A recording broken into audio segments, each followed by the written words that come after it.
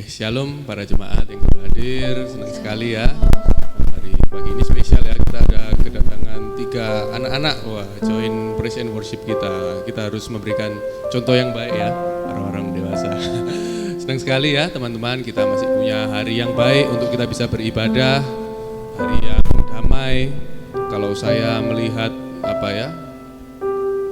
cerita-cerita para misionaris yang di Iran, di tempat-tempat yang nggak masuk akal ya untuk dijadikan tempat ibadah sebenarnya ya, di Afrika, tempat-tempat itu. Saya kadang-kadang lihat, aduh apa sih perjuangan kita itu untuk melakukan ini.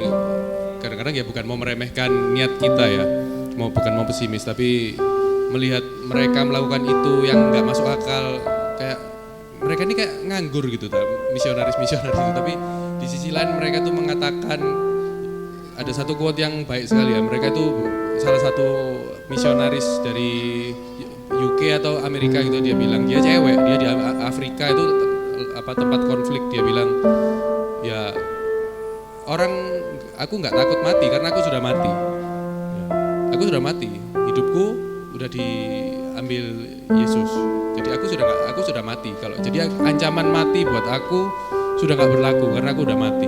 Ya ngomong mungkin hebat ya, tapi mereka benar-benar menjalaninya. Nah makanya kadang-kadang ketika pesan bersyukur atas hari yang baik itu kita harus dalami dengan mengerti banyak di belahan dunia lain itu hari yang baik itu sangat berharga, dimana kalau kita tuh setiap minggu ada aja ya, setiap minggu hari yang baik beribadah, enak suasananya, paling ya gerimis hari ini sedikit. Tapi kalau di mereka itu benar-benar tantangannya itu sudah out of our mind. Ya bersyukur atas itu, dan mari kita siapkan hati kita sebelum kita beribadah. Mari kita tundukkan kepala dan berdoa. Terima kasih Tuhan, sekali lagi kami bersyukur atas apapun anugerah yang Kau curahkan bagi kami. Waktu, kondisi, apapun itu bentuknya Tuhan kondisinya. Kami bersyukur atas segalanya karena kami bisa mengenal Engkau Tuhan. Dari segala semua kondisi, situasi, skenario kehidupan kami, pada akhirnya kami menuju Engkau Tuhan. Itu yang paling penting. Terima kasih Tuhan, dan hari ini kami ingin beribadah, mendekatkan diri kepada Engkau Tuhan. Dan sebelum kami merenungkan firman-Mu, kami ingin menyiapkan, menggemburkan hati kami Tuhan, memuji, memuliakan nama-Mu Tuhan. Bersyukur Tuhan. Amin Tuhan. Kami serahkan praise and worship kami dalam nama-Mu Tuhan. Amin.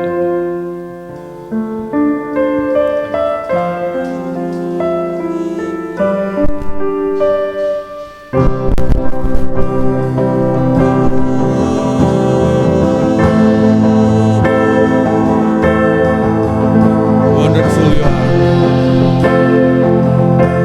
our Savior, our beautiful Savior, Jesus.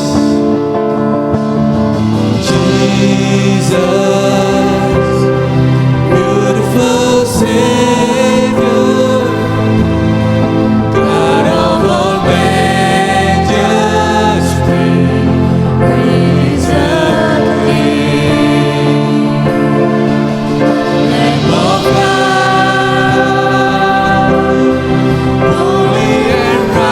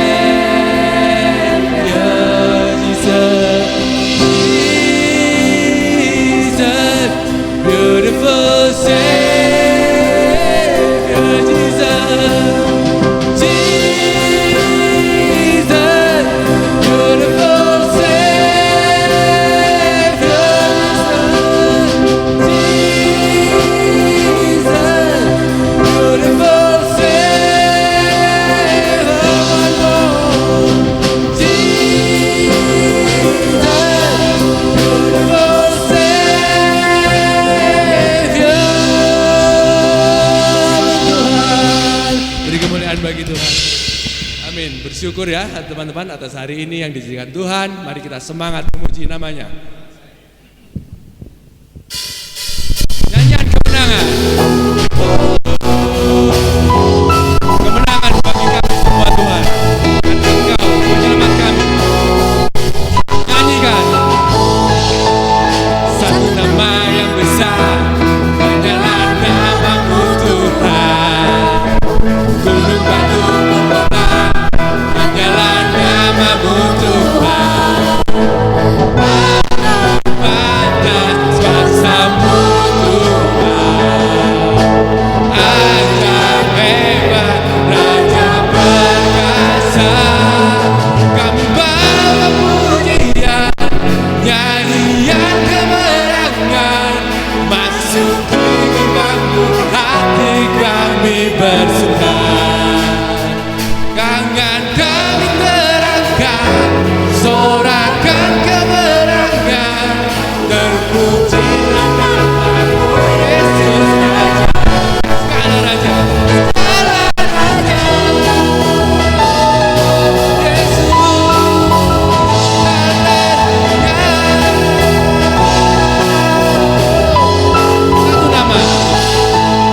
Satu nama yang besar hanyalah nama-Mu Tuhan.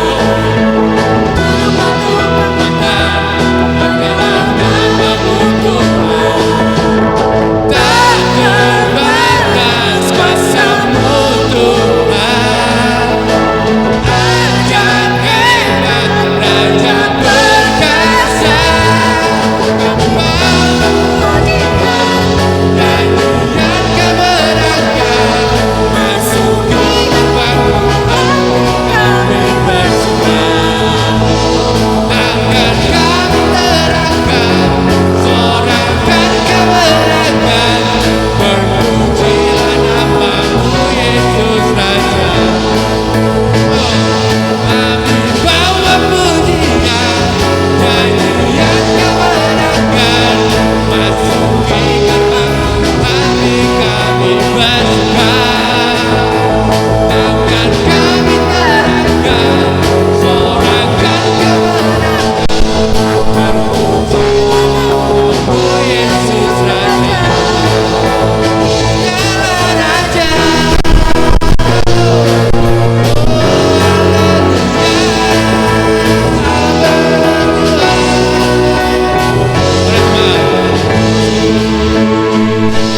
Kami bawa pujian, nyanyian kemenangan, masuki gerbang-Mu, hati kami bersuka.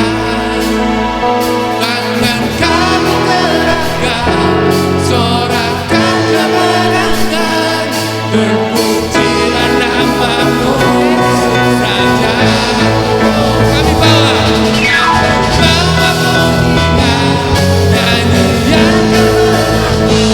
kemenangan, masuki gerbang-Mu, hati kami bersuka. Tangan kami terangkat, sorakan kemenangan, berpujilah nama-Mu Yesus Raja, segala Raja. Segala Raja Yesus, segala Raja. Haleluya. Terima kasih Tuhan. Terima kasih atas hari ini Tuhan. Sekali lagi kami bersyukur Tuhan. Engkau layakkan kami memuji, memuliakan nama-Mu Tuhan. Di saat kami masih berdosa dan Engkau masih perlu menebus, tapi Engkau disenangkan oleh puji-pujian kami Tuhan. Kami bersyukur atas itu Tuhan. Kami bisa memandang wajah-Mu dan kami tahu Tuhan kami memerlukan Engkau. Engkau tidak perlu kami Tuhan. Engkau tidak perlu harus berhubungan dengan kami, tetapi karena kasih-Mu Engkau memilih untuk berhubungan dengan kami Tuhan. Tidak hanya berhubungan Tuhan, tapi juga mengasihi, menyayangi, menyelamatkan di saat kami tidak mengenal Engkau Tuhan. Kami bersyukur atas itu semua Tuhan. Dan Roh Kudus bantu kami mengerti semua isi hati Tuhan. Terima kasih Tuhan. Kami akan memuji, memuliakan nama-Mu sekali lagi Tuhan. Timburkan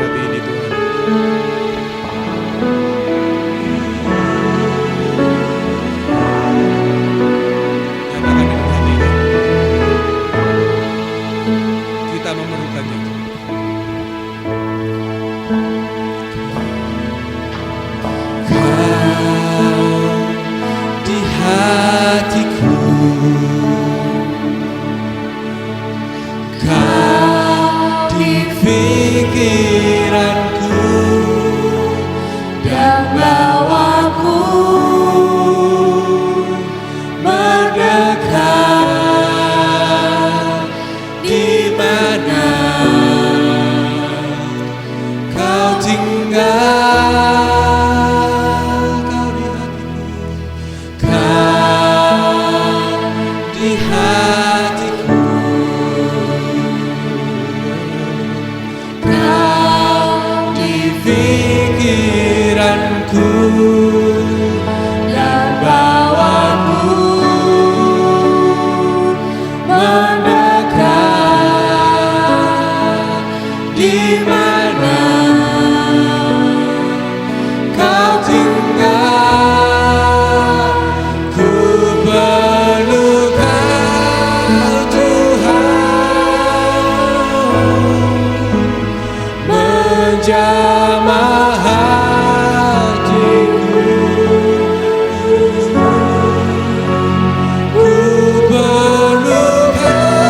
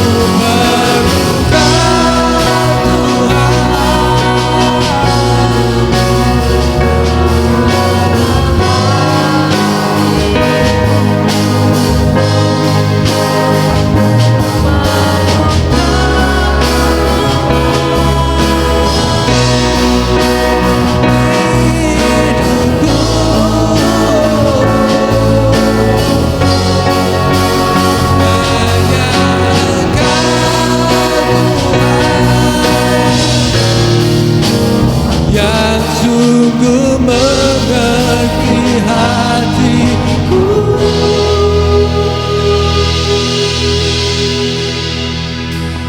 Hanya Engkau Tuhan yang ku perlu. Hanya Kau Yesus. Hanya hanya Kau,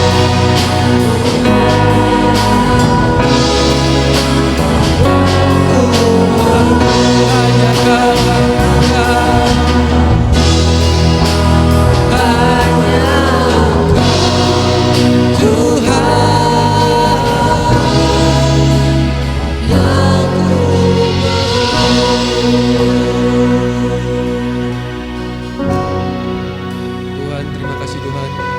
Di tengah mungkin kami sempat tidak sadar, tidak aware terhadap kami, punya kami terhadap Engkau Tuhan. Tapi Engkau berikan itu benih itu Tuhan. Engkau berikan benih padahal kami mungkin tidak mau Tuhan. Tapi toh Engkau berikan kami benih agar kerinduan itu timbul Tuhan. Bahwa Engkau tahu kami manusia perlu Engkau Tuhan. Biarlah Roh Kudus terus nyalakan api itu, api bahwa kami perlu Tuhan, kami perlu Yesus, kami perlu penyelamat, kami perlu penolong, kami perlu seorang teman, sahabat sejati yang setia, yang tidak akan melupakan kami. Mungkin kami bisa lupa tidak setia oleh apapun kesenangan kami, daging kami, tapi toh Roh Kudus tetap tinggal di dalam kami, menyalakan api itu. Kami mohonkan itu Tuhan, kami mohonkan itu Tuhan. Kami bersyukur Tuhan atas segalanya Tuhan. Biarlah hari Minggu ini, ibadah ini menjadi reminder, alarm bagi kami Tuhan, agar api itu terus menyala Tuhan. Kami tidak meninggalkan ibadah-ibadah kami, pertemuan-pertemuan kami Tuhan, doa-doa pribadi kami Tuhan. Terima kasih Tuhan. Bersyukur.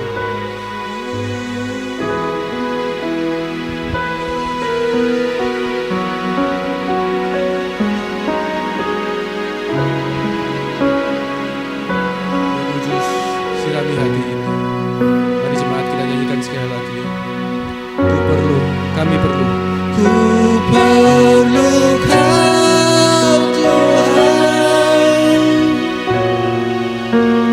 menjamah hatiku. Ku perlu Kau Tuhan,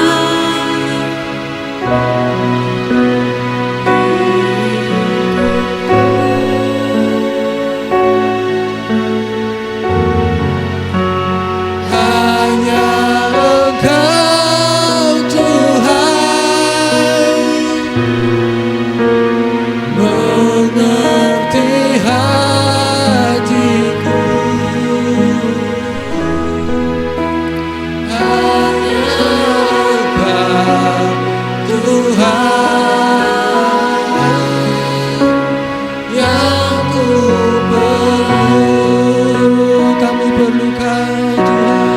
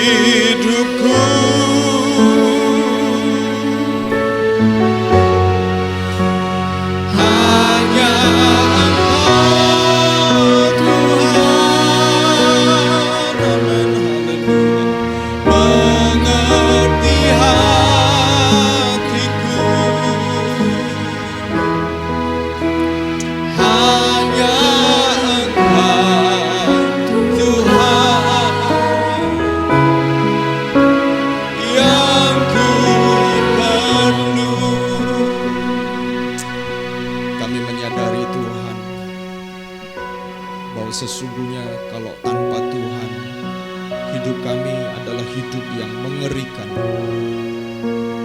Tanpa Tuhan, hidup kami adalah hidup yang bisa jadi kami akan dipenuhi oleh berbagai macam keinginan dan diombang-ambingkan oleh berbagai macam hal yang ada di sekitar kami.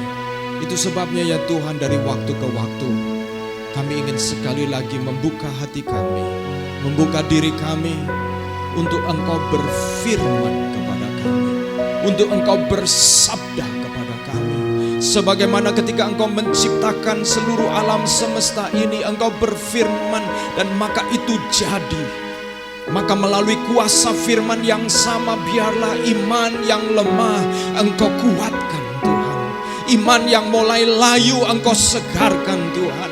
Iman yang mulai terhalusinasi oleh perkara-perkara yang merasa bahwa Tuhan jauh, Tuhan tidak dengar, Tuhan tidak peduli. Tuhan, biarlah melalui firman-Mu sekali lagi iman kami kembali dipenuhi dengan kesadaran bahwa Allah turut bekerja di dalam segala perkara untuk mendatangkan kebaikan bagi setiap kami.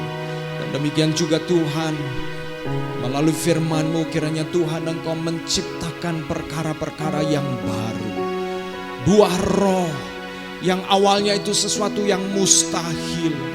Kasih, sukacita, damai sejahtera, kelemah lembutan, kesetiaan, kesabaran, penguasaan diri yang rasanya itu mustahil oleh karena siapa kami dulu, biarlah itu kembali terjadi, lahir di dalam hidup kami oleh karena pekerjaan Roh Kudus. Kami juga berdoa, mungkin ada perkara-perkara kelemahan dan dosa yang kami merasa bahwa kami tidak begitu mengenali. Melalui firman-Mu, biarlah kami boleh bercermin sekali lagi, sehingga kami bisa melihat hidup kami dalam terang firman Tuhan. Dan apabila Roh Kudus perlu mengoperasi hidup kami, Engkau kerjakan, dan biarlah hati kami sekali lagi terbuka untuk Engkau lukai, supaya pada akhirnya kami disembuhkan. Karena hanya melalui melukai dan mengambil bagian-bagian yang sudah menjadi rusak, menjadi borok di dalam hidup kami, maka hanya melalui itulah akan muncul kesembuhan, muncul daging yang baru, dan pemulihan Engkau kerjakan. Demi nama Yesus Kristus kami mengucap syukur dan siap dengarkan firman-Mu. Haleluya. Amin. Amin. Puji Tuhan. Silakan duduk kembali.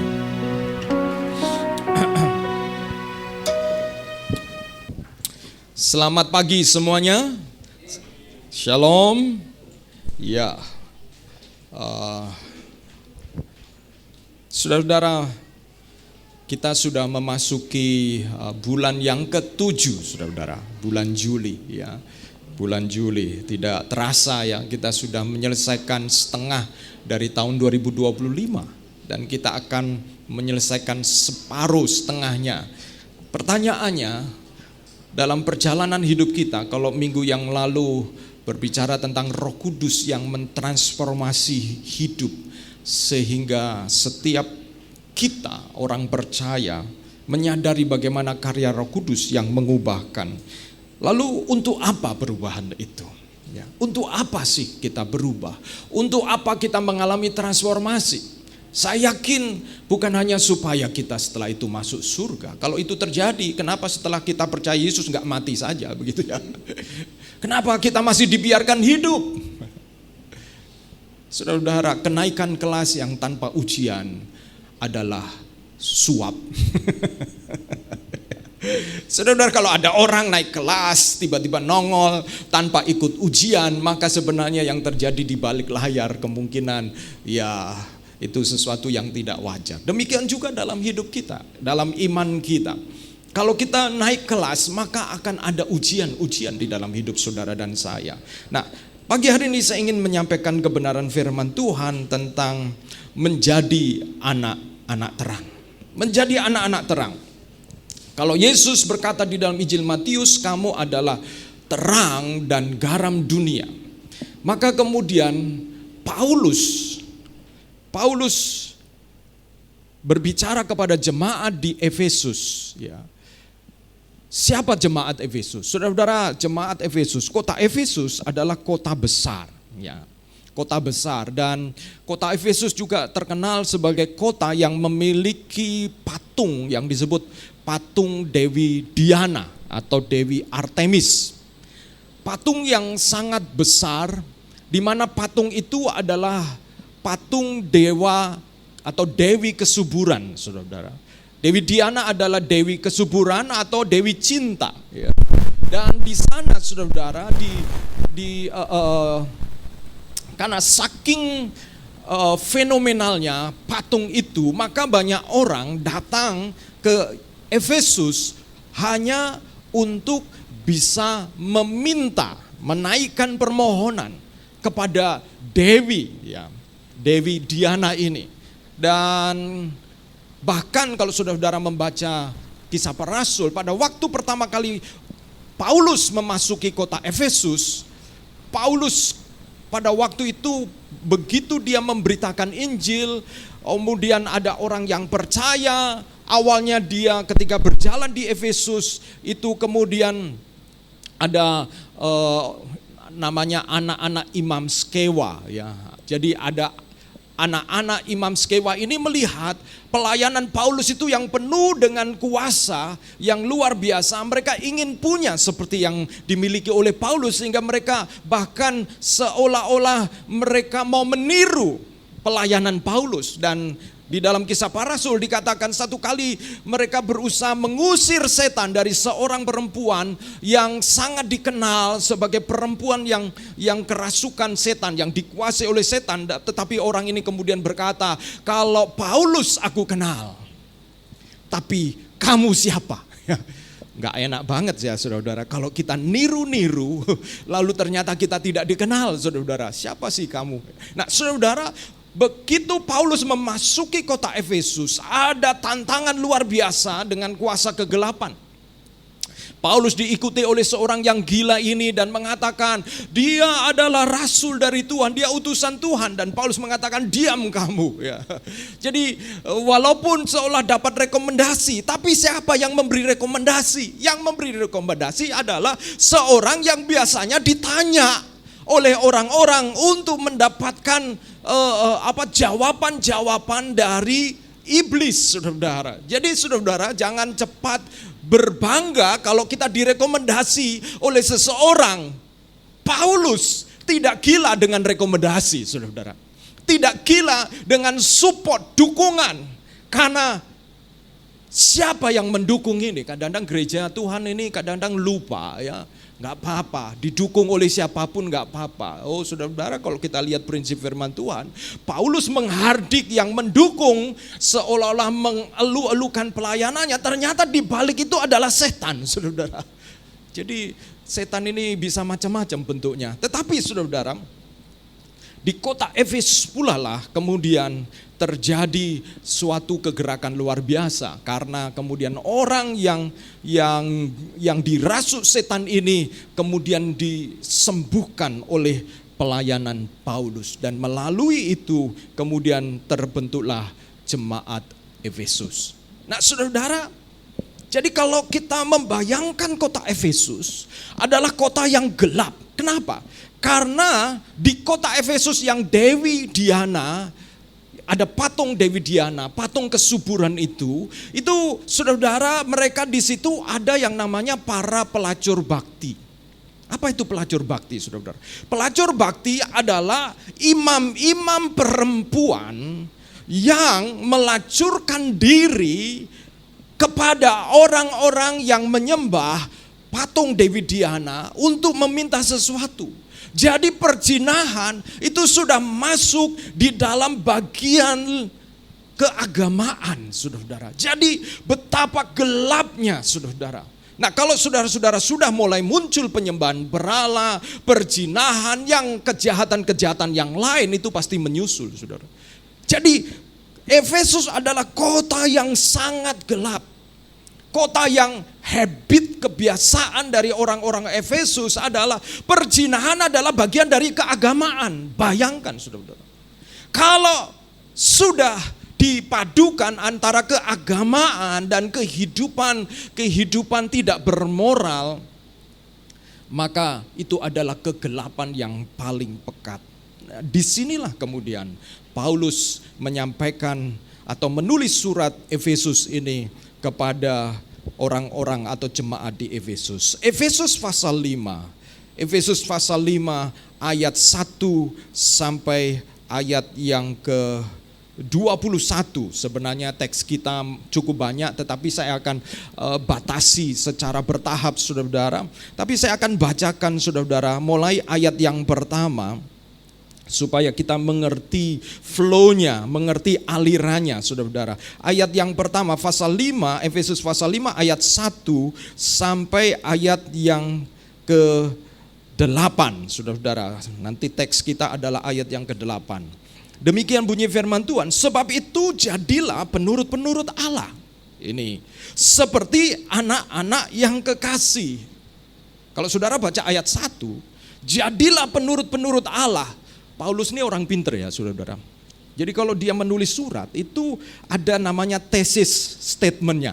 Seperti orang tulis skripsi ya, saudara-saudara.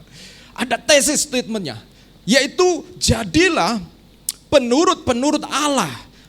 Jadilah orang-orang yang taat kepada Allah. Seperti anak-anak yang kekasih. Seperti anak-anak kita yang punya anak-anak yang manis. Anak-anak yang nurut. Dan hiduplah di dalam kasih sebagaimana Kristus Yesus juga telah mengasihi kamu dan telah menyerahkan dirinya untuk kita sebagai persembahan dan korban yang harum bagi Allah. Jadi hiduplah di dalam kasih. Lalu apa standar kasih itu? Standar kasih yang kita harus hidupi itu seperti apa, saudara-saudara? Standar yang kita miliki adalah Kristus sendiri. Seperti Kristus yang menyerahkan dirinya dan kemudian mempersembahkan dirinya dan menjadi korban yang harum bagi Allah.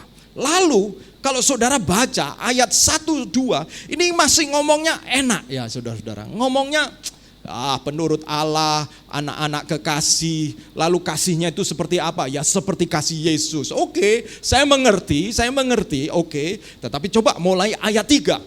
Ayat 3 ini kalau naik mobil, saudara-saudara, itu langsung masuk gigi, bukan gigi 2 lagi, gigi 3. Gitu ya. Kenapa? Perhatikan begini. Tetapi percabulan dan rupa-rupa kecemaran. Loh, saudara, baru ngomong penurut-penurut Allah hidup dalam kasih, lompat langsung ngomong percabulan.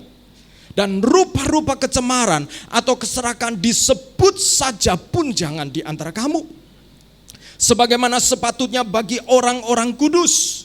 Demikian juga perkataan yang kotor, yang kosong atau yang sembrono. Karena hal-hal ini tidak pantas. Tetapi sebaliknya ucapkanlah syukur. Karena ingatlah ini baik-baik. Tidak ada orang sundal, orang cemar atau orang serakah. Artinya penyembah berhala. Wow. Ini apa ya? Ini Paulus berbicara tentang berbagai macam label kejahatan, tetapi ujung-ujungnya semua diartikan satu, penyembah berhala.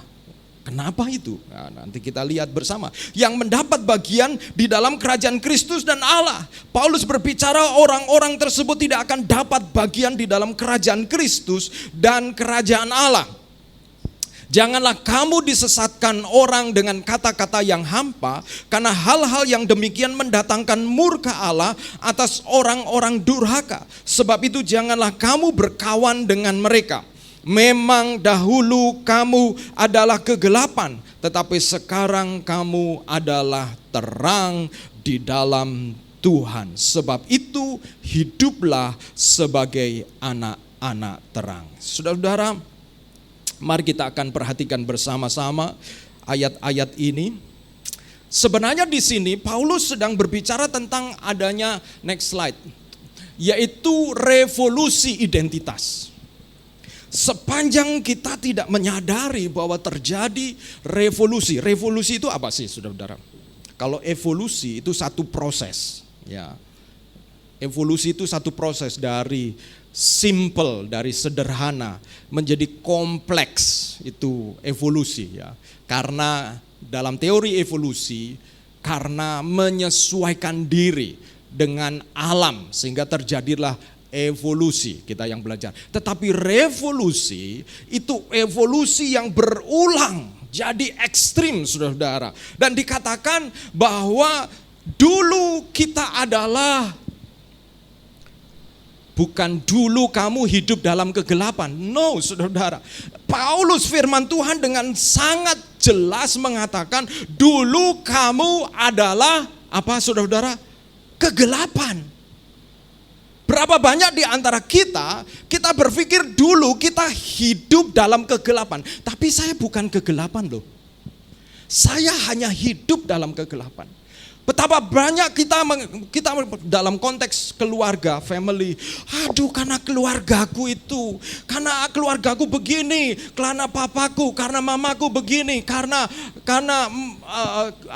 bisa mertua, bisa siapa saja. Kita seolah berada di dalam kegelapan dan kemudian membuat kita menjadi seorang yang berperilaku oleh karena trauma, oleh karena luka, menjadi sensitif, menjadi penuh dengan amarah. Kita berpikir kita dulu hidup di dalam kegelapan, tapi kita tidak berpikir bahwa kita adalah kegelapan itu sendiri. Saya membaca satu buku yang ditulis oleh seorang perempuan, seorang wanita yang kemudian dia menulis banyak buku tentang doa, dan buku tersebut sedang saya baca. Dan di dalam kisahnya bagaimana dia pada akhirnya bertemu dengan Tuhan. Dia seorang yang belum kenal Tuhan, ini orang Amerika, seorang wanita, tetapi dia dibesarkan oleh keluarga terutama mamanya yang sangat abusive, yang sangat bahkan kemudian di dalam bukunya dia mengatakan sebenarnya mamanya sudah divonis mentally ill, sakit mental, saudara. Kenapa? Karena rupanya mamanya dulu dibesarkan dengan begitu keras sehingga mamanya, saudara, begitu ada trigger sedikit dia akan marah dan tidak bisa mengendalikan diri. Dan berulang kali wanita ini dia kemudian di-lock, dimasukkan di kamar mandi, dikunci berlama-lama. Padahal anak kecil ini tidak tahu apa kesalahannya. Dan ketika itu terus menjadi pola, saudara-saudara, apa yang terjadi dengan anak ini? Dia merasa ada yang salah dengan dirinya. Karena namanya anak kecil ya, saudara, sama. Kadang-kadang orang tua bercerai, kalau anak-anak kecil belum mengerti, ketika dua orang tua bercerai, kadang-kadang karena egois, udah kita pisah saja. Lalu anak kecil dipikir baik-baik saja. Saudara, tunggu dulu. Satu kali anak itu akan berpikir, kenapa papa mama bercerai? Bisa jadi anak itu, apalagi kemudian satu kali mereka memperebutkan anak itu, justru anak itu bisa berpikir bahwa oleh karena dirinya lah orang tuanya bercerai, saudara-saudara. Sehingga tanpa sadar perceraian melahirkan penolakan di dalam diri anak, saudara. Nah, kadang-kadang ini konteks keluarga, belum konteks-konteks yang lain, pertemanan dan lain sebagainya, sehingga kita berpikir dulu aku hidup dalam kegelapan, tapi aku bukan kegelapan. Tunggu, firman Tuhan berkata, engkaulah kegelapan. Dulu kita adalah kegelapan. Saya juga agak protes sebenarnya waktu baca ayat ini. Karena saya anak pendeta yang ya cukup manis, saudara-saudara ya. Saya cukup manis, anak pendeta, lahir dari keluarga pendeta, anak pertama, diajar hal-hal yang rohani, bangun pagi berdoa, mau makan berdoa, sekolah minggu gak pernah absen. Gimana absen? Rumahnya nempel gereja ya, saudara-saudara. Gak mungkin absen. Bukan itu saja, saya mendapatkan beban dari orang tua, beban yang ya karena sadar sebagai anak dari pendeta harus good behave, harus berperilaku yang baik, saudara-saudara, berprestasi di sekolah ya. Kalau dulu sekolah minggu yang lain, pokoknya siapa yang hafal ayat, kalau yang hafal ayat minggu lalu langsung saya maju ke depan. Siapa yang mau menyanyi muji Tuhan? Saya maju ke depan. Karena anak pertama, saya harus tunjukkan contoh kepada adik-adik saya. Dan saya merasa hidup saya adalah hidup yang kalau baca kamu adalah kegelapan, itu saya mau protes. Saya mau protes, gak bener. Berapa banyak di antara kita juga mau protes. Hidupku baik-baik saja. Ayat firman Tuhan ini ngawur. Mungkin untuk orang Efesus oke, tapi saya baik-baik saja loh. Saudara-saudara, apa maksudnya bahwa kamu adalah kegelapan?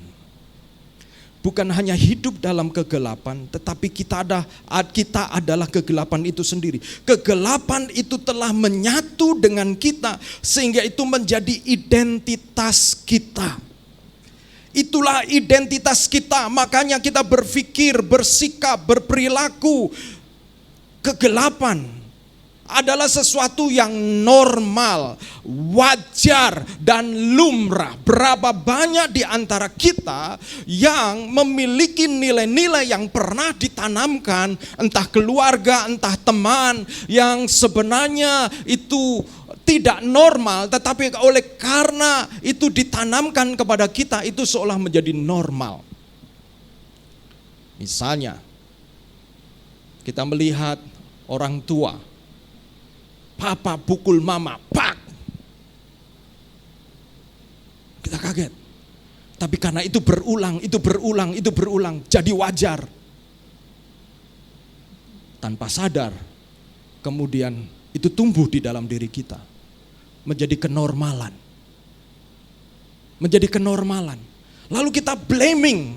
Kita mengatakan, itu karena orang tua saya. Saudara-saudara, kita tidak sadar. Bisa jadi orang tua kita sudah meninggal dunia, tidak ada bersama dengan kita.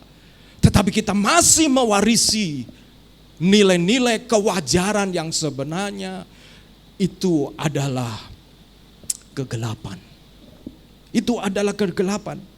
Kita bisa bertanya dan membuat pernyataan bahwa hidup saya itu dulu baik-baik saja, tidak berbuat kejahatan, tidak merugikan, bahkan saya suka menolong, suka menabung dan suka menolong. Mungkin itu benar. Kita baik di hadapan manusia. Tetapi tahukah apa yang dimaksud dengan kegelapan di hadapan Tuhan? Ayat 1 merupakan jawabannya. Jadilah penurut Allah. Hidup bukan hanya di dalam kegelapan. Hidup sebagai kegelapan itu identik atau sama dengan hidup di dalam ketidaktaatan kepada Allah. Kadang-kadang kita berpikir kejahatan-kejahatan yang populer, kejahatan-kejahatan yang oleh masyarakat itu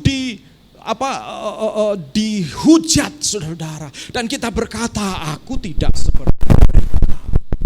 Tetapi kalau saudara perhatikan, Paulus bukan sedang berbicara praktek-praktek kejahatan yang terlihat saja. Tapi Paulus sedang berbicara kegelapan yang membuat manusia, saudara dan saya tidak terkecuali, siapapun juga hidup bukan hanya di dalam kegelapan, tetapi praktek dia adalah kegelapan itu sendiri. Yaitu apa? Ketidaktaatan, saudara. Dan kegelapan itu sudah datang ketika Adam dan Hawa jatuh dalam dosa. Ketika mereka tidak taat. Tidak taat, saudara. Ketika mereka tidak taat, kegelapan itu adalah bagian dari kita. Kita bisa mengatakan, aku tidak taat karena dipengaruhi oleh temanku. Ya, tapi siapa yang mengambil keputusan? Temanmu? Teman kita? Kita yang ambil keputusan. Kita yang cari alasan. Tapi kita yang mengambil keputusan. Saudara-saudara, kamu adalah kegelapan, artinya kamu dulu bukan penurut Allah. Agustinus, kamu bisa melayani.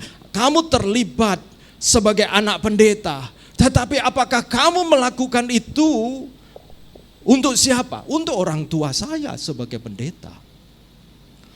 Sampai satu kali umur 17 tahun saya menyadari, karena untuk orang tua lama-lama saya merasa sebagai seorang yang manis, yang baik, yang lebih baik dari orang lain.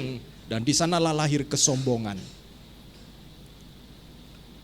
Tanpa sadar, saya adalah kegelapan itu sendiri. Karena cepat atau lambat kesombongan itu akan muncul, saudara-saudara. Bagaimana dengan kita? Kegelapan adalah hidup yang tidak taat kepada Allah. Itu sebabnya kita ditebus oleh Kristus dari kegelapan. Artinya dari kegelapan itu apa? Jangan hanya berpikir dari kegelapan, oh dulu dosa saya begini begitu. Oke, itu benar. Tetapi sesungguhnya dari kegelapan adalah dari ketidaktaatan kita, saudara. Dari ketidaktaatan kita, makanya Kristus itu yang paling menonjol adalah apa? Ketaatannya. Ketaatannya. Kalau saudara mengatakan, ku mau sepertimu Yesus, disempurnakan selalu, dalam segenap jalanku memuliakan. Itu apa? Saudara, yang utama adalah ketaatan, menjadi seperti Kristus.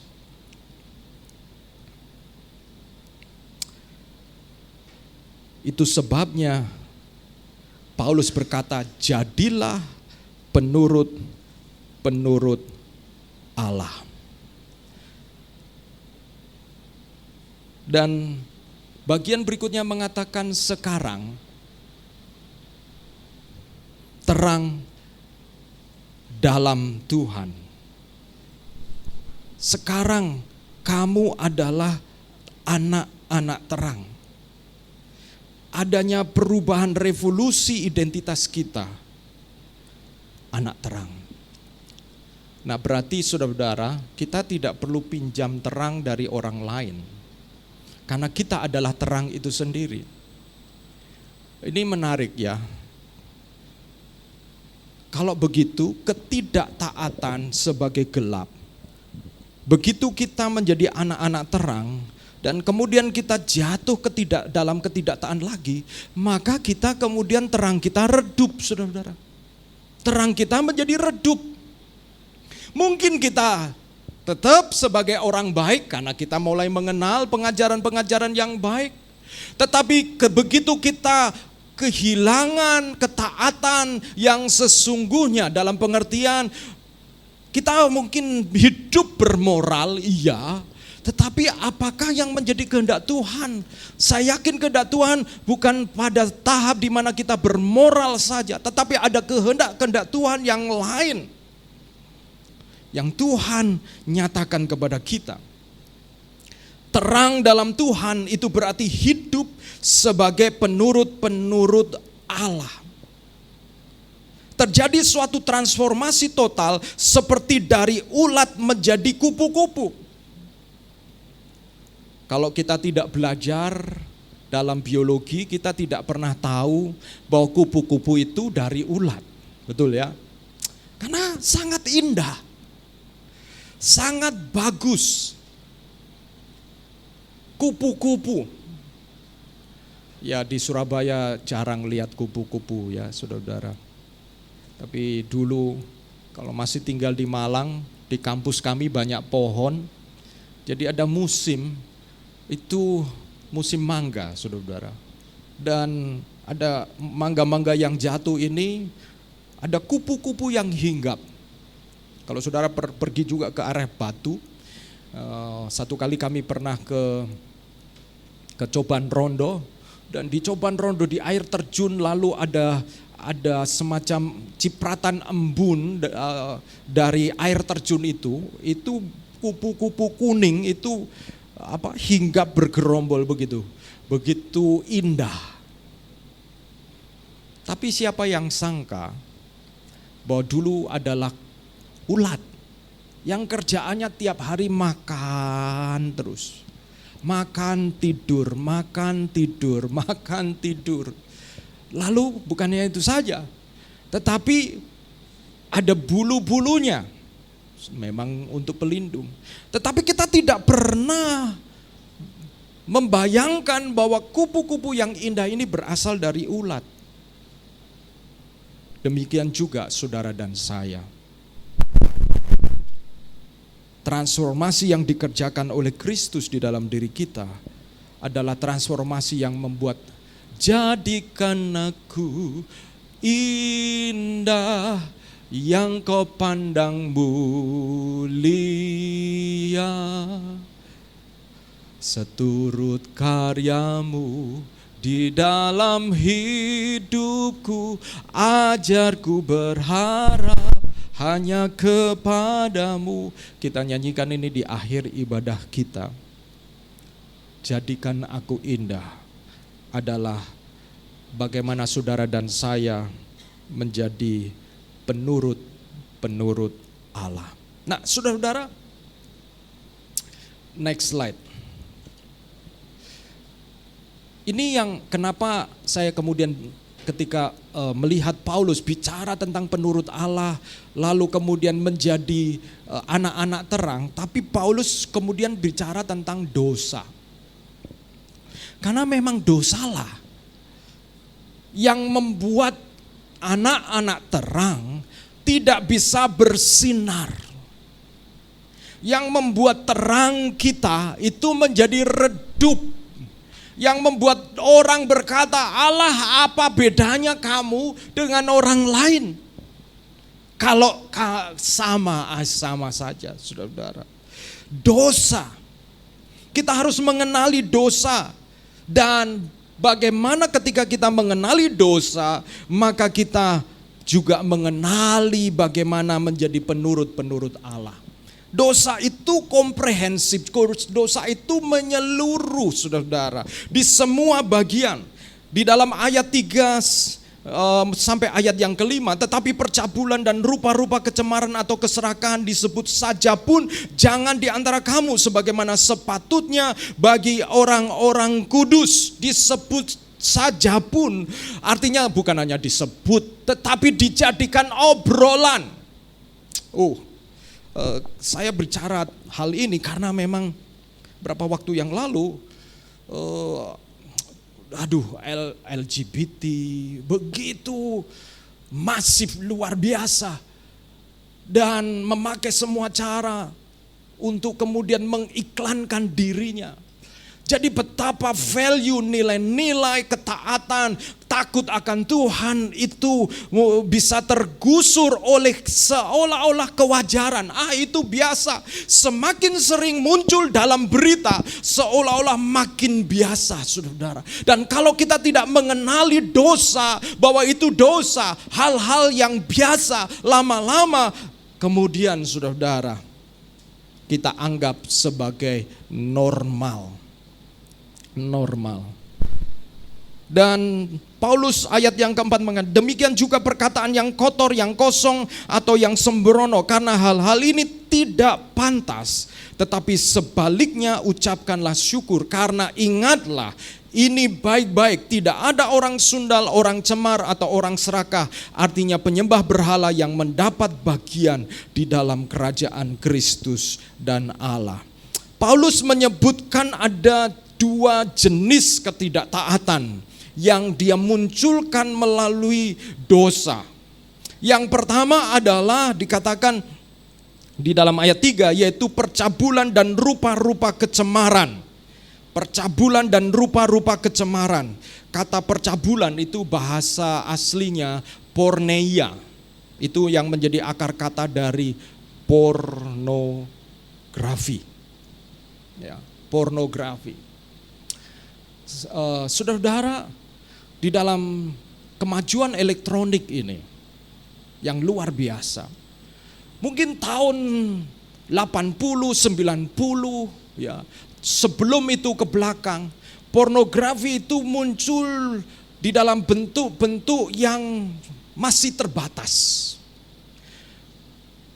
masih terbatas. Mungkin juga muncul dalam bentuk orang-orang tertentu. Karena mereka punya akses kepada itu. Tetapi begitu teknologi informasi ada di tangan kita. Dan saudara-saudara, bagi kita yang punya anak, ya mungkin kita bisa pasang security di handphone mereka. Tapi ketahuilah saudara-saudara, bahwa dunia ini makin luar biasa. Itu bisa masuk di kamar-kamar anak kita melalui handphone di tangan mereka. Kalau kita sebagai orang tua tidak waspada, saudara-saudara. Nah, saudara-saudara, Paulus berbicara tentang ketidaktaatan dan menyinggung yaitu hal yang pertama dalam kategori yang pertama, yaitu percabulan dan rupa-rupa kecemaran. Rupa-rupa kecemaran itu sebenarnya kalau percabulan berhubungan dengan tadi, ya, kehidupan amoral dalam bidang seksual. Lalu kecemaran itu hal-hal yang di sekitarnya, ya. Impurity, ya. Bisa jadi impurity sebelum nikah, pernikahan, dan dalam perjalanan pernikahan impurity. Hati kita tidak benar-benar kepada pasangan kita. Ya. Bagi yang sudah menikah, saya selalu mengingatkan kepada saya dan Ibu Lili, dulu kita sudah berjanji. Aku, Agustinus Dermawan, saya, Agustinus Dermawan, mengambil engkau, Julia Theis, sebagai istri yang sah dan satu-satunya. Istri yang sah dan satu-satunya. Artinya tidak ada yang lain. Bagi pria-pria, begitu hatimu, ya kadang-kadang saudara-saudara kita menikah berapa lama, mungkin ada mulai kesimpulan, kok menikah ya kayak gini aja rupanya ya. Wah, hati-hati saudara-saudara. Terangmu bisa mulai redup kalau kita mulai muncul pikiran-pikiran itu. Demikian juga yang wanita. Ya. Wanita itu kan menikah dengan seseorang karena harapan juga, ya.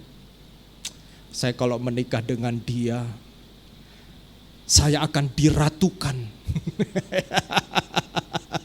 Diratukan, saudara.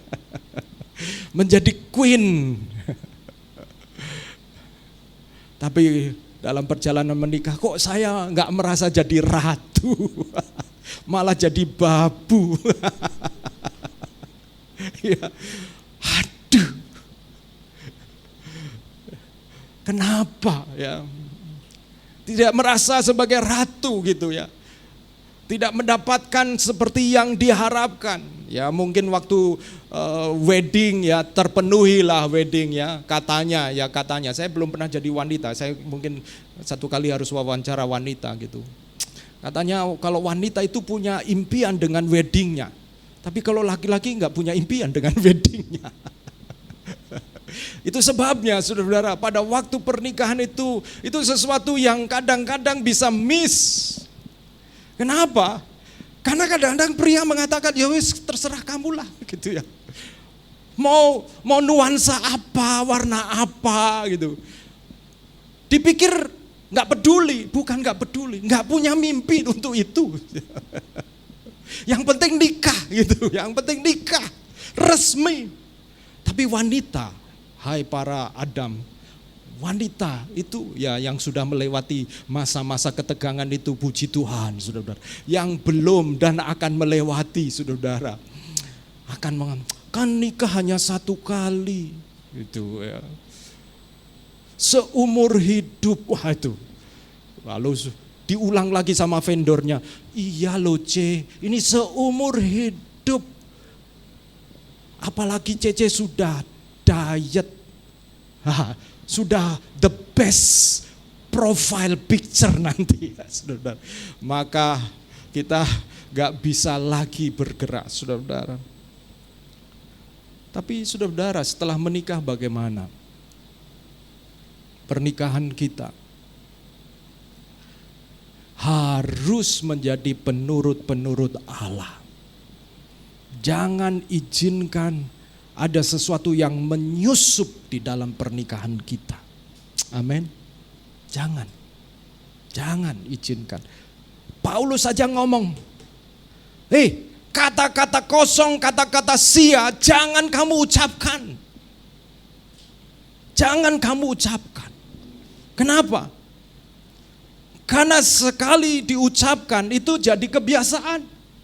Dan sekali jadi kebiasaan, jadi kewajaran, dan jadi kenormalan. Lama-lama kalau kita punya anak kita akan mengatakan, oh begitu. Kalau marah begitu. Nah saudara-saudara, kembali di sini.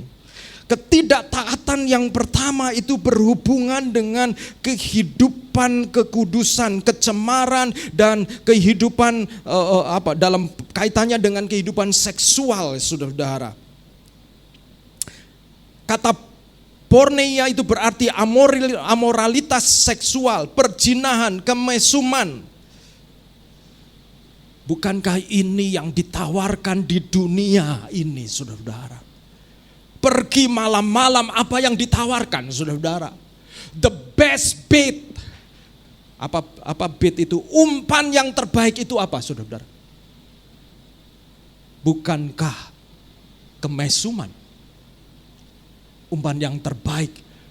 Bukankah yang men-trigger hawa nafsu kita, saudara-saudara?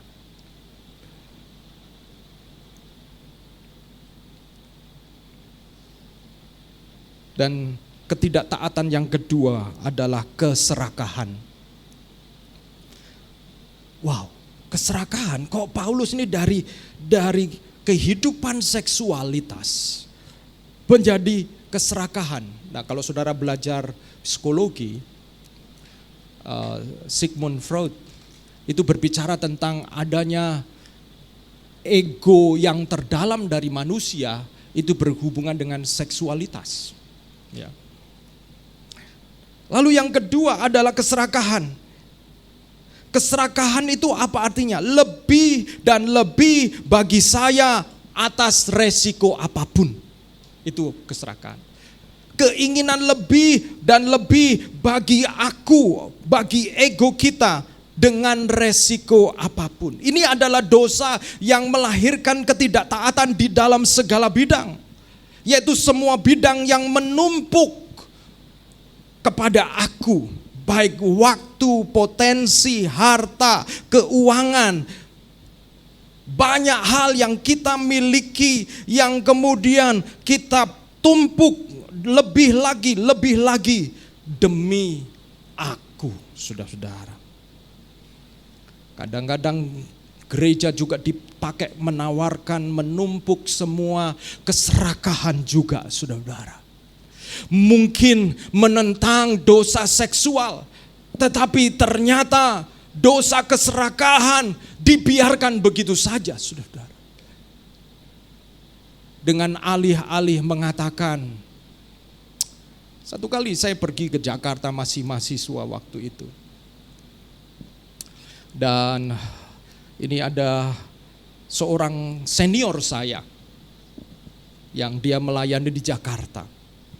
Lalu kemudian mengatakan, waktu itu saya masih mahasiswa, tidur, kami tim keliling dari gereja ke gereja yang lain.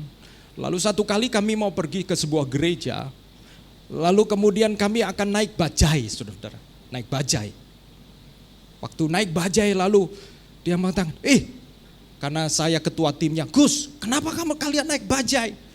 Ya kami mahasiswa, kami ini hemat, ini paket hemat, yang penting sampai.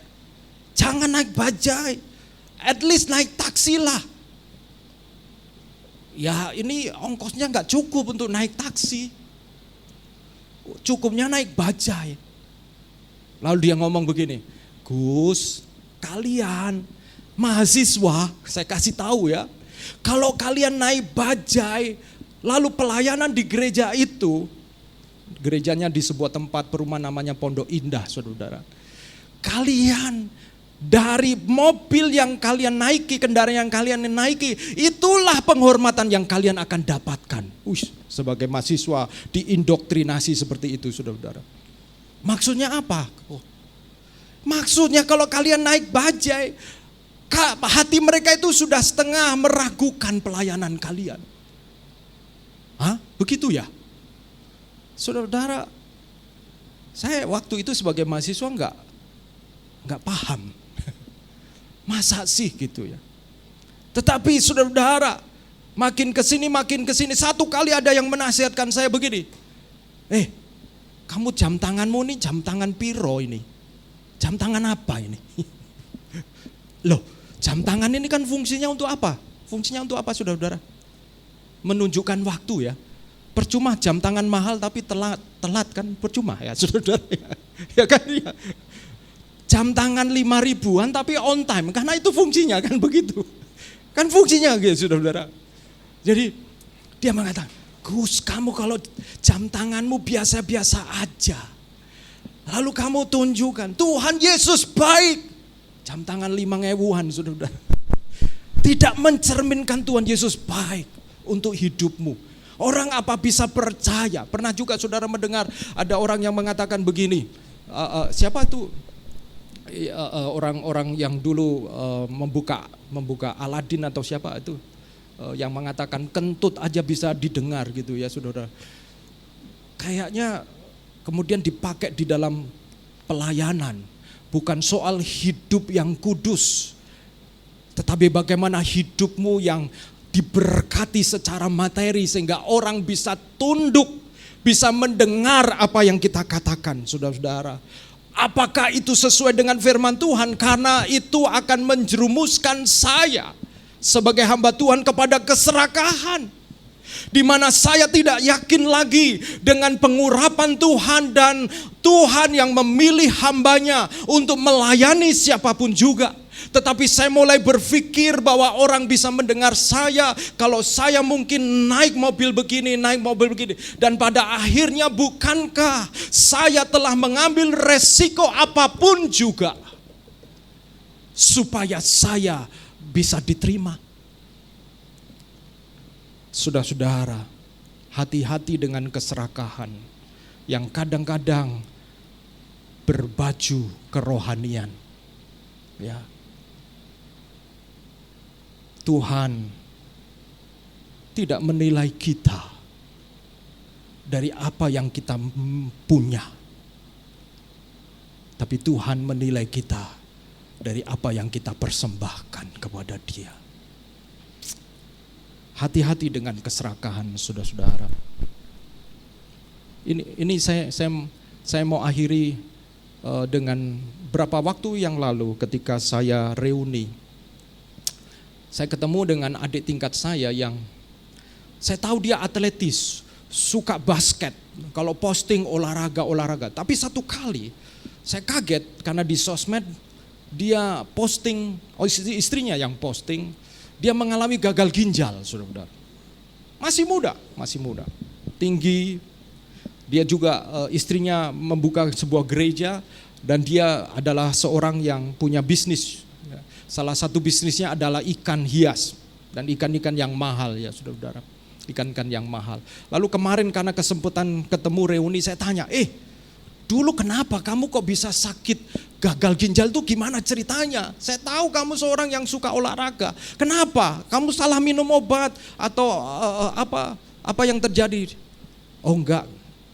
Dia ngomong, enggak Pak. Saya itu kan bisnis ikan. Jadi saya ada satu ruang yang isinya akuarium. Dan kalau masuk ke ruang itu adem. Dan tiap hari, karena itu kerjaan saya ada di sana. Sehingga saya tidak rasa haus. Satu kali saya drop. Dan ternyata apa? 50% ginjal saya tidak berfungsi. Bukan 50, dia mengatakan sisa 15% yang masih berfungsi. Kering.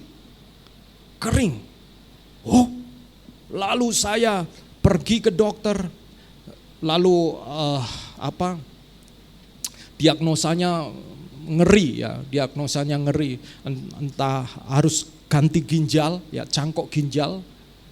Padahal masih muda, saudara-saudara, masih muda. Atau ya hidup dengan cara dialisis. Dialisis itu apa? Cuci darah. Lalu bagaimana? Lalu dia ketemu dokter yang lain dan dokter itu masih sedikit memberikan ruang untuk melakukan pengobatan. Nah, memang dia mengatakan sekarang pulih walaupun tidak 100% pulih. Ada makanan-makanan yang tidak boleh dia makan karena ginjalnya sudah tidak bisa mengeluarkan enzim untuk memproses jenis makanan tersebut. Tapi poin saya adalah begini, saudara-saudara. Anugerah Tuhan yang membuat kita adem. Kemurahan Tuhan yang membuat kita rasa kayaknya saya walaupun ada hal-hal yang dikatakan oleh firman Tuhan, Tuhan mengampuni, Tuhan baik, kita rasa adem. Ya. Kita rasa adem bahwa it's okay, Tuhan selalu mengampuni, Dia Bapa yang baik. Tunggu dulu saudara-saudara. Paulus ayat 5 mengatakan begini, orang sundal, orang yang cemar, orang yang serakah, dia tidak boleh, tidak bisa ada di dalam kerajaan Kristus dan kerajaan Allah. Jangan sampai kita seperti teman saya yang rasa semua karena gereja ingin benar-benar welcome kita. Ajaran-ajaran tentang dosa mulai jarang diberitakan. Lebih banyak kasih karunia, God is good all the time. Tuhan memberkati kita, saudara-saudara. Tanpa sadar, kita itu dulu adalah kegelapan. Dan sepanjang perjalanan hidup kita, kegelapan itu selalu mengintai kita. Dan kegelapan itu adalah ketidaktaatan. Jangan serakah dengan waktu kita. Ada waktu itu untuk Tuhan, berikan untuk Tuhan. Memang ibadah online itu seolah-olah memfasilitasi kita di berbagai macam tempat. Itu baik. Tapi saya terus terang takut. Kenapa? Karena kalau tidak ada hal-hal yang lain yang membuat kita harus ibadah online, mungkin sakit, mungkin apa, lalu kemudian kita memilih ibadah online, jangan-jangan hati kita telah dikuasai oleh keserakahan dengan waktu. Kita merasa kurang untuk diri kita, kurang. Bisa saja ibadah disambi. Disambi tahu ya saudara-saudara. Sambil ibadah, sambil begini, sambil. Sementara kita begitu banyak waktu untuk diri kita sendiri. Jangan sampai kita serakah dengan waktu. Saudara-saudara, berapa hari ini firman Tuhan bicara kepada saya dari Mazmur 126 pembacaan Alkitab saya. Lalu saya tulis renungan. Carilah, karena firman Tuhan berkata, ketika Tuhan memulihkan keadaan Sion, keadaan kita seperti orang yang bermimpi. Lalu saudara-saudara, saya mengatakan, apakah hidup saya itu sudah kelihatan seperti orang yang bermimpi? Saya merasa bahwa saya menjalani hidup sebagai pelayanan dan saya merasa ada begitu banyak hal yang saya lewatkan, kesempatan yang saya lewatkan. Lalu saya tulis di situ, saudara. Pergi dan carilah orang yang butuh pemulihan. Bergerak. Supaya apa? Supaya Allah melakukan perkara-perkara besar. Dan saudara-saudara, berapa hari ini saya keluar beli bakpao, ngobrol dengan tukang bakpao, pergi ke tetangga, bantu. Kemarin saya bantu gergaji pohon mangga, saudara-saudara. Ternyata baru seperempat. Otot saya sudah nggak bisa bergerak lagi. Nah biasa ketik-ketik saya malu juga. Di bawah ayah, Pak Agus itu memang biasanya tukang Pak Agus. Iya. Dalam hati saya, aduh malu juga. Pak Agus, data ambilkan seperti golok gitu. Ya Bang Helen. Terakhir udah Pak Agus, itu biar tukang aja. Pak Agus tolong pangkas ranting-ranting yang kecil. Akhirnya saya nyerah juga ya. Keinginan tidak sesuai dengan kemampuan ya. Akhirnya pokoknya saya bersihkan karena mangga itu banyak daun-daunnya banyak terserang penyakit begitu. Tetapi itu jadi kesempatan pada akhirnya, Pak Agus saya mau cerita begini. Mari Pak Agus. Akhirnya saya masuk di teras, dengarkan ceritanya, dan ternyata saudara yang kelihatannya oke-oke saja, ternyata ada pergumulan-pergumulan. Sehingga pada ini saya bilang, Pak I, gimana kalau kita bisa berdoa? Iya, tapi mandi dulu ya. Oh ya, oke. Akhirnya kemarin saya layani jam 7 malam, bawa gitar, persekutuan di rumahnya, mendoakan. Saudara, kenapa? Kadang-kadang hati saya juga serakah, saudara. Lupa untuk mendengar suara Tuhan. Serakah untuk mengatakan pelayanan saya berhasil. Tapi apa sih arti keberhasilan di mata Tuhan, saudara? Tuhan mengatakan kalau ada satu jiwa bertobat, maka akan ada sukacita di dalam surga. Bagaimana dengan keuangan kita? Jangan sampai kita juga serakah dengan keuangan kita. Ketika kita sudah mulai merasakan manisnya uang, kita bukan kuasai lagi uang, tapi uang kuasai kita. Karena keinginan kita. Saya memperhatikan ada orang-orang yang menyumbang ke Sati. Saya perhatikan kalau orang sederhana nyumbang, itu Pak Agus, ini saya berikan, terserah untuk pelayanan apa saja, untuk pekerjaan Tuhan. Itu begitu. Tapi dari orang yang punya uang, itu dekte saudara. Pak Agus, ini ada berkat. Tapi saya minta supaya ini hanya untuk sponsor anak-anak. Padahal anak-anak sudah ada yang mengcover. Padahal kami sedang perlu begini. Dan saya perhatikan ketika itu berulang, hati-hati saudara-saudara.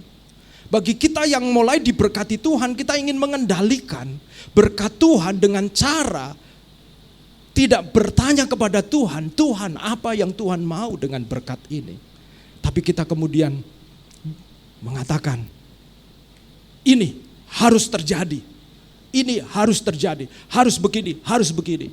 Saudara-saudara, ada kalanya ketika kita memberi untuk Tuhan, saudara menyerahkan terserah kepada hikmat Tuhan yang Tuhan berikan kepada para hamba-hambanya. Dan sepanjang saudara melihat bahwa hamba Tuhan itu memang hamba Tuhan yang memang dipercaya, saudara, kiranya Tuhan menolong kita supaya hati kita menjadi penurut Allah. Mari kita berdoa. Saya minta pemain musik maju ke depan.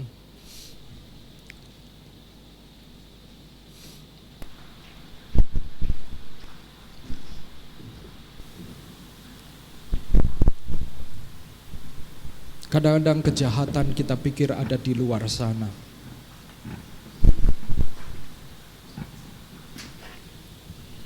Kegelapan ada di luar sana.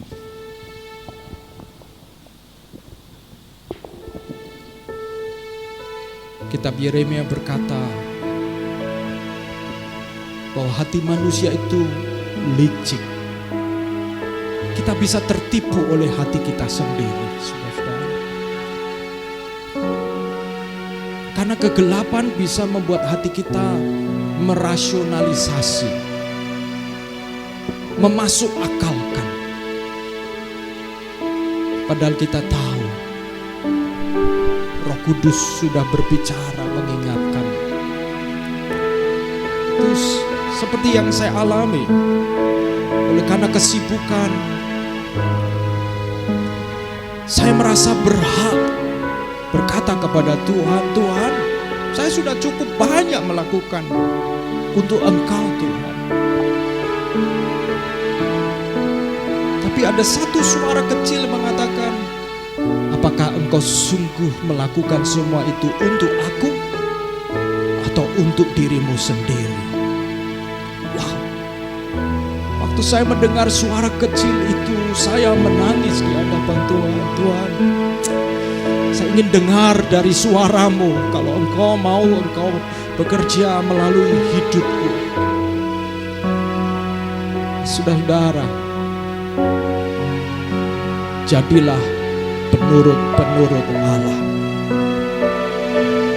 anak-anak yang kekasih, yang menyenangkan hati Tuhan, yang membuat Tuhan bangga. Dan biarlah kalau ada dosa-dosa kegelapan yang berusaha menyusup, kebiasaan-kebiasaan yang kita mulai normalisasi kembali, minta ampun kepada Tuhan. Kalau ada keserakahan-keserakahan dan kita seperti mulai seolah-olah kita yang memiutangi Tuhan, kita seperti seolah Tuhan, saya mau berikan ini, tapi apa yang kau berikan kepadaku? Menurut saya itu adalah bibit dari keserakahan. Pamrih adalah bibit dari keserakahan. Karena ketika memberi fokusnya bukan Tuhan, tapi aku. Akhirnya Tuhan membersihkan kita semua, mengoperasi kita semua pada pagi hari ini. Saya mengundang untuk kita menyanyikan pujian ini.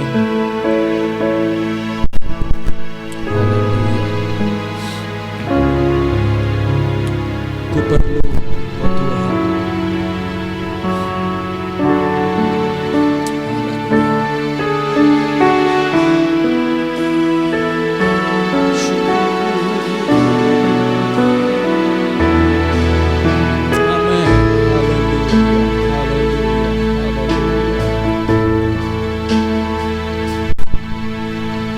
Kau Tuhan.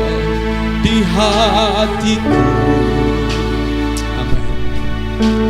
Kau di pikiranku dan bawaku mendekat. Di mana Kau tinggal,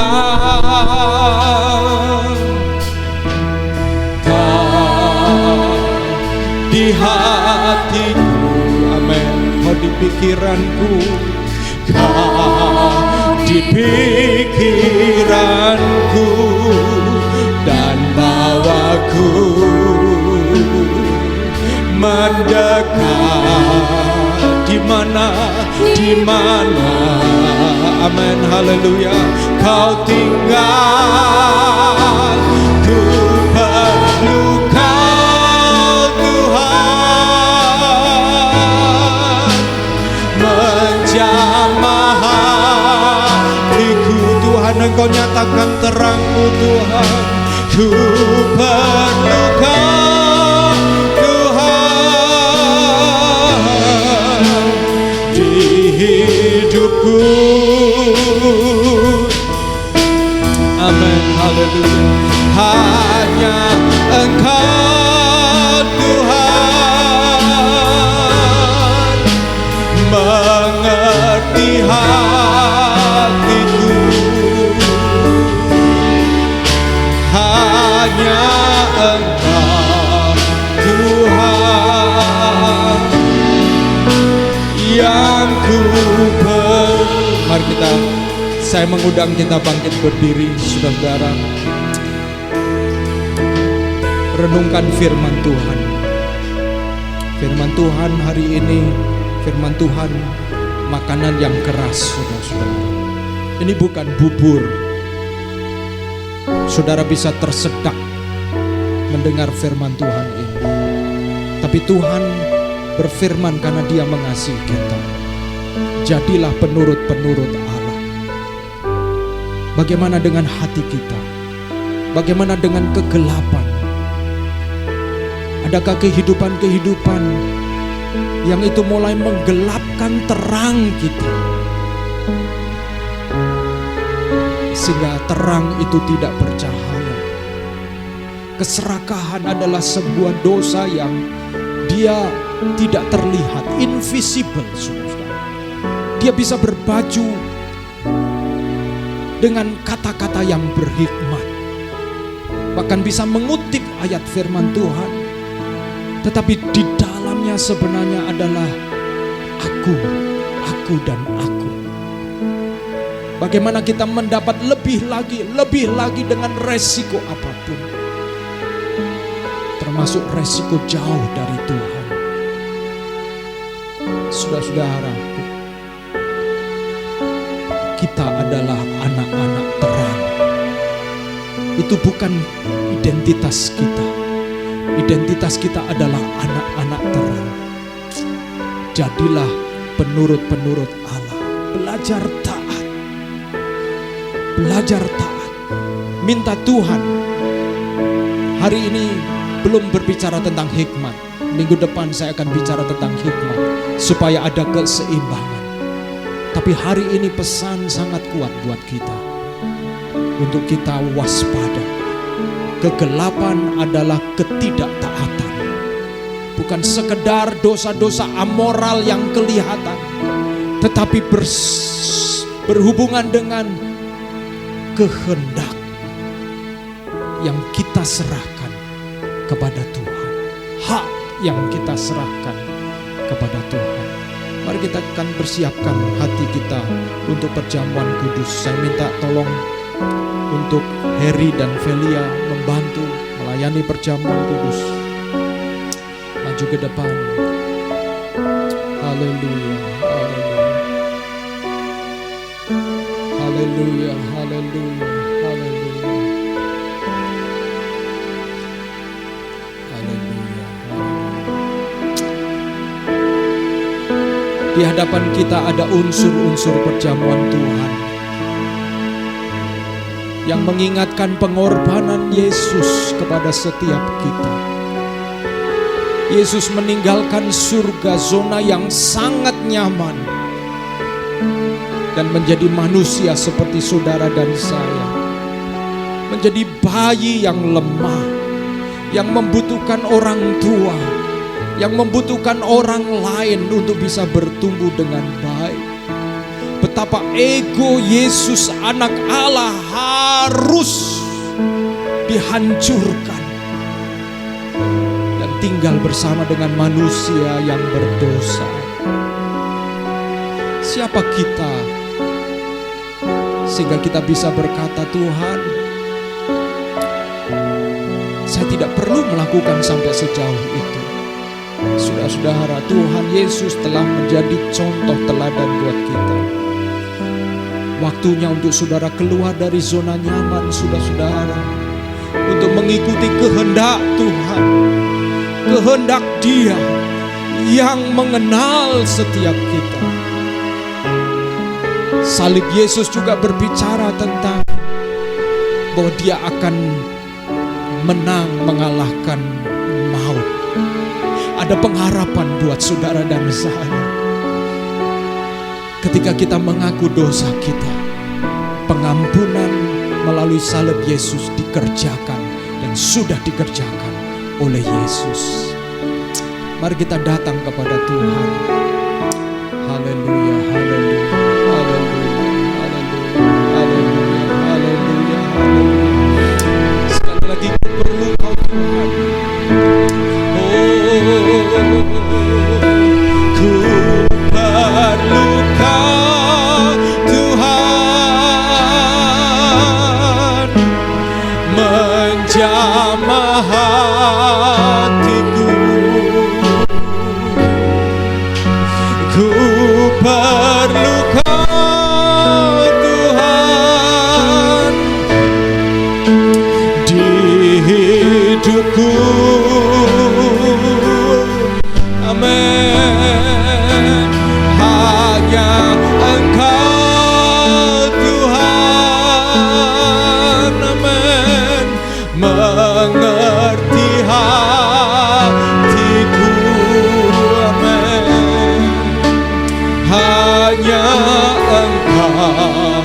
Tuhan, yang ku perlu, yang ku perlu.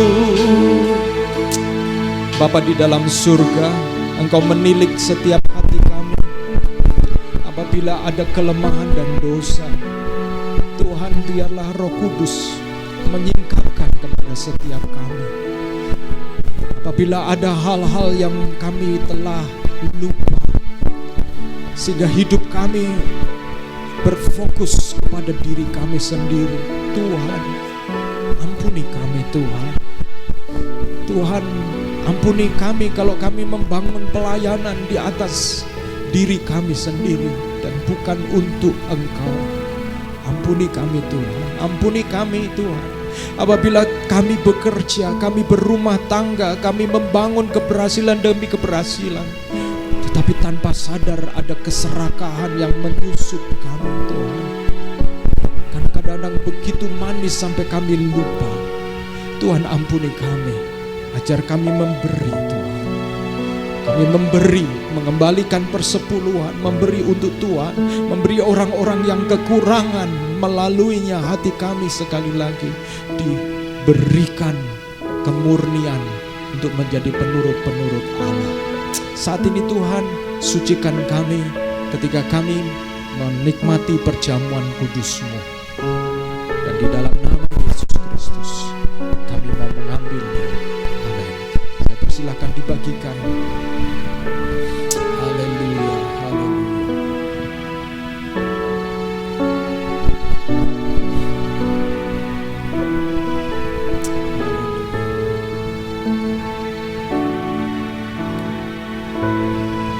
Ku perlu Kau Tuhan, menjamah hatiku. Ku perlu Kau Tuhan di hidupku.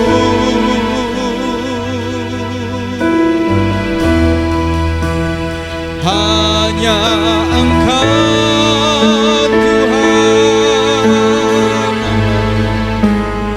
mengerti hatiku.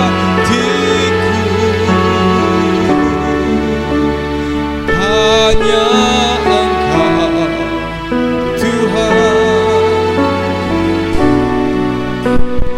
yang ku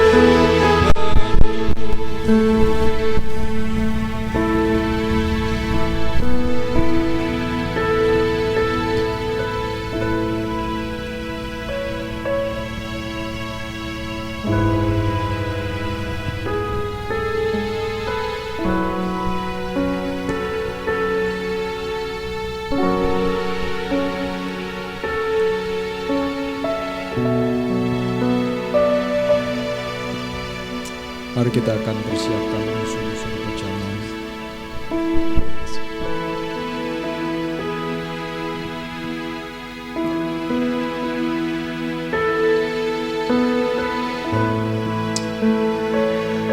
Pegang roti di tangan kanan kita. Maka Yesus mengambil roti dan berkata, "Inilah tubuhku yang telah dipecah-pecahkan bagi kamu, sehingga segala penderitaan, segala kesakitan telah ditanggung di dalam tubuh Kristus." Mari kita makan bersama-sama dalam nama Yesus.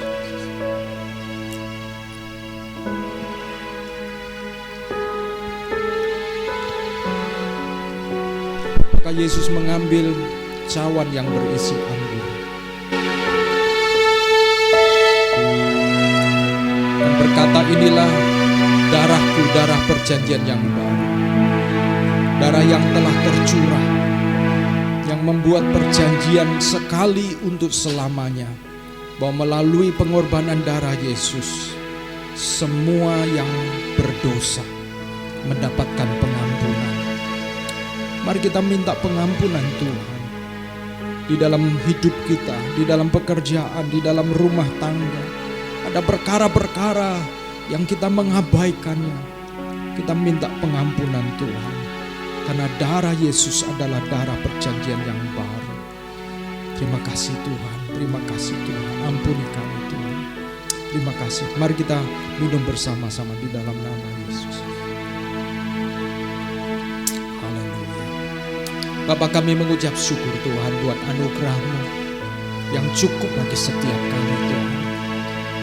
Kami tahu rancangan-Mu rancangan yang indah dan bukan rancangan kecelakaan. Rancangan yang mendatangkan damai sejahtera bagi setiap kami, yaitu menjadi anak-anak terang. Rancangan damai sejahtera bukan hanya sebatas rancangan di mana kami diberkati secara materi Tuhan. Bukan hanya kami menjadi sehat secara fisik Tuhan. Tetapi rancangan damai sejahtera adalah Kristus yang berdaulat atas hidup kami. Kristus yang berkuasa atas hidup kami. Itulah rancangan damai sejahtera. Sehingga apapun yang ada di dalam tangan kami akan menjadi alat untuk memuliakan Engkau. Itulah rancangan damai sejahtera bagi setiap kami masing-masing. Terima kasih Tuhan. Dan di dalam nama Yesus kami bersyukur dan berdoa. Amin. Silakan duduk kembali, saya serahkan untuk Devita sampaikan.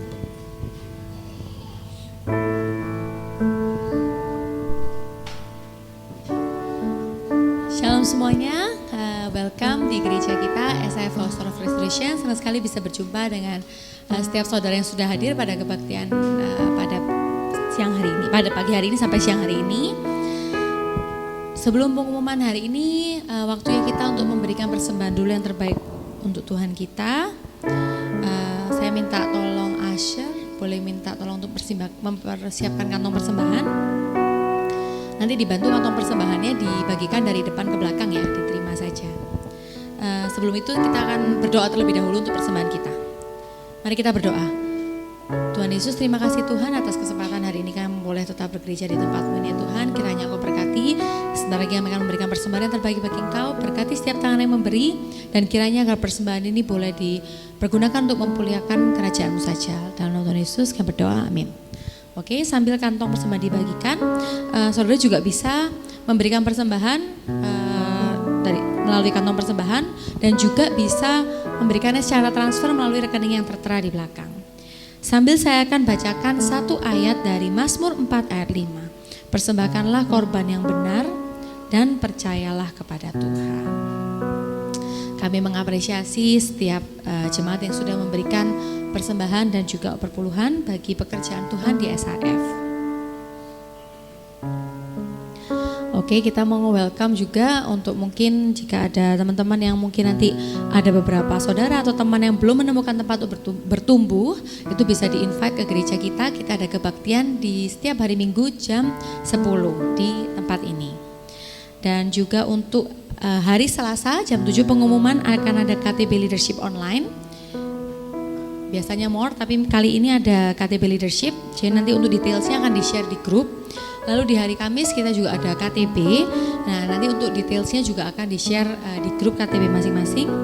Dan juga di hari Sabtu akan ada Rise Up Community jam 6.30. Kita juga mengundang untuk setiap saudara mungkin yang punya teman-teman yang sedang berkuliah atau mahasiswa, itu boleh hadir di Rise Up Community jam 7 ya di SIF Church. Itu aja pengumuman hari ini. Terima kasih waktunya, Pak Agus. Terima kasih Devita. Puji Tuhan, hari Jumat yang kemarin ada juga KTB Family ya saudara-saudara. Dan terima kasih untuk keluarga dari Henry yang selalu membuka rumahnya ya. Dan kemarin ada cukup banyak orang yang hadir. Ada orang-orang baru ya Pak Peter ya. Senang melihat bagaimana bisa menjadi berkat ya Bapak Ibu saudara-saudara. Dan ada juga kalau ada orang tua dari saudara-saudara yang mereka perlu bersekutu bersama-sama, kami dengan senang hati bisa welcome untuk kita bisa bersama-sama saling menguatkan satu dengan yang lain, mendoakan satu dengan yang lain. Dan ya, puji Tuhan, saya diberkati kemarin hari Jumat ketika dalam KTB Family. Pak Peter, Ibu Masya naik sepeda motor ya, wah, dari timur, dari selatan, dari timur sampai ke barat begitu ya. Seperti Sunggokong begitu ya. Jadi saudara-saudara, mari kita semangat ya saudara. Di dalam hidup kita, di dalam pekerjaan, Tuhan sangat baik buat kita semuanya. Dan kita mau menghadapi hari-hari dengan penyertaan Tuhan. Mari kita akhiri ibadah kita. Kita bangkit berdiri bersama-sama. Sekali lagi saya ingatkan, hari Selasa ini ada KTB Leadership, di mana ada hal yang kita perlu bicarakan sehubungan dengan rencana ke depan yang bisa jadi melibatkan kita begitu ya. Sekali lagi kita bersyukur dan menyerahkan minggu depan ini yang kita akan jalani. Biarlah Tuhan tolong kita di dalam pekerjaan, di dalam rumah tangga masing-masing, dan minta firman Tuhan hidup di dalam diri kita. Amin. Tuhan, saya mau menjalani firman. Oh saudara-saudara, waktu saya ikuti firman Tuhan, saudara-saudara, keluar dan saudara-saudara, ada sukacita, ada nyanyian di dalam hati saya. Dan saya bilang, Tuhan, itu ya, saya pikir itu yang membuat Yesus bangun pagi-pagi berdoa. Dan dia keluar untuk bertemu dengan orang-orang. Tuhan tolong saudara-saudara. Saudara keluar bekerja juga ketemu dengan orang. Ya, saudara bisa jadi ada masalah, iya. Dalam pekerjaan, dalam rumah tangga ada masalah. Tetapi biarkan firman, saudara hidup oleh firman. Maka firman itu akan memproses kita. Amin. Amin. Amin. Sehingga akan ada sukacita yang baru di dalam diri kita. Mari kita datang kepada Tuhan. Kita menyerahkan kehidupan kita kepada Tuhan. Dan sepanjang minggu ini. Haleluya. Saya meminta tolong untuk Pan-Pan bisa berdoa, menyerahkan sepanjang minggu ini. Biarlah Tuhan menyertai kita, Tuhan menolong kita. Ya. Terima kasih Tuhan Yesus buat berkat-Mu untuk gereja ini Tuhan. Kami telah kumpulkan kami di sini Tuhan, bersama-sama mendengarkan firman-Mu Tuhan. Terima kasih buat firman-Mu yang memberkati setiap hati kami Tuhan. Biarlah firman-Mu tidak sampai di sini saja Tuhan, tapi dibawa sampai rumah dan menjadi berkat buat diri kami dan orang lain Tuhan Yesus. Pakai kami Tuhan untuk selalu menjadi berkat dimanapun kami berada. Terima kasih Tuhan, sebentar kami juga akan pulang. Biarlah Engkau lindungi perjalanan kami sampai di rumah dengan selamat. Terima kasih Tuhan Yesus. Dalam nama Tuhan Yesus Kristus, haleluya. Saudaraku yang kekasih, angkatlah tanganmu dan terimalah berkat Tuhan. Tuhan menyinari engkau dengan wajah-Nya dan menghadapkan wajah-Nya kepadamu dan memberikan engkau damai sejahtera. Diberkatilah keluargamu, diberkatilah rumah tanggamu, diberkatilah anak-anakmu, diberkatilah pekerjaanmu. Jadikan semua area hidupmu menjadi demonstrasi terang Kristus, oleh karena engkau menjadi penurut-penurut Allah.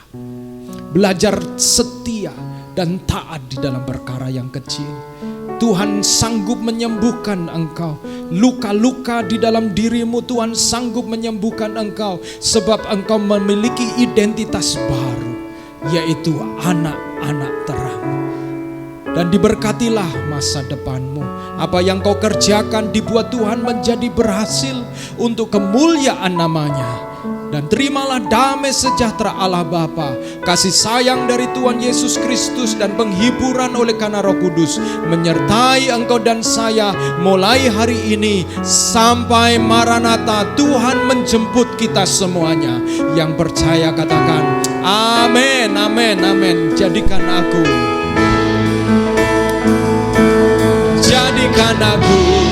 indah yang kau pandang mulia, seluruh karyamu di dalam hidup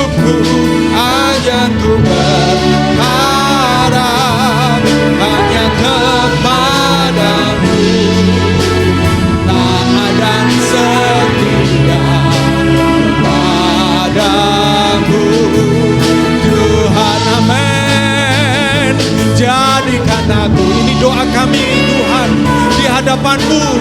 Untuk setiap kami Kau jadikan indah Tuhan, mengikuti firman-Mu Tuhan. Amin, haleluya. Hidupku ajarku berharap hanya kepadamu, taat dan setia, taat dan setia, taat dan setia kepadamu Tuhan. Amin, amin. Happy Sunday, Tuhan Yesus berkati kita semuanya.